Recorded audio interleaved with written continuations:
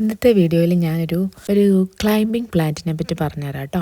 Sand pepper വൈൻ്റെ പൂക്കളാണിത്. കൊഴിഞ്ഞു വീണ പൂക്കളാണ്. ഇത് ഇങ്ങനെയാണ് ആ പൂക്കളുടെ സ്റ്റാർട്ടിങ് വരുന്നത്. അത് പൂത്തു തുടങ്ങുമ്പോൾ ഇങ്ങനെയായിരിക്കും. ഫ്ലവർ നന്നായി വിരിഞ്ഞു കഴിയുമ്പോൾ അതൊരു ഡബിൾ കളറിലായിരിക്കും. ലൈറ്റ് ലാവണ്ടർ ഷെയ്ഡിലും ഡാർക്ക് ലാവണ്ടർ ഷെയ്ഡിലും. ആ ഡാർക്ക് കളറിൽ കാണുന്നത് കുറച്ച് കഴിയുമ്പോൾ കൊഴിഞ്ഞു വീഴും.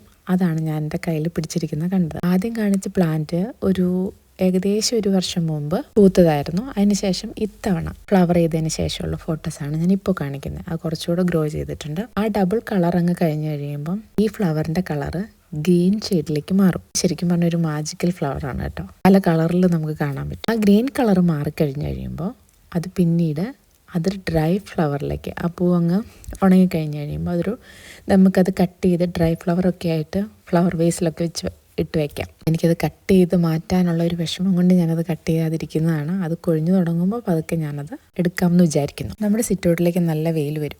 അപ്പോൾ അതിനൊരു ഷെയ്ഡ് കൊടുക്കാൻ വേണ്ടി ഒരു ക്ലൈംബിംഗ് പ്ലാന്റ് തപ്പി നടന്ന സമയത്ത് എൻ്റെ ഹസ്ബൻഡ് സിസ്റ്ററിനോട്, ഒരു കസിൻ സിസ്റ്ററിനോട് ചോദിച്ചു. പുള്ളിക്കാർ 2-3 ഓപ്ഷൻ തന്നു. അതിലെ കളറ് ഭയങ്കരമായിട്ട് ഇഷ്ടപ്പെട്ട് കഴിഞ്ഞപ്പോൾ സാൻഡ് പെപ്പർ വൈൻ പ്ലാന്റ് ആണ് ചൂസ് ചെയ്തത്. ക്യാറ്റ്സ് ക്ലോ ഒന്നും പോലെ ഇടയ്ക്കിടയ്ക്ക് വെട്ടി നമുക്ക് ബുദ്ധിമുട്ടേണ്ടി വരില്ല.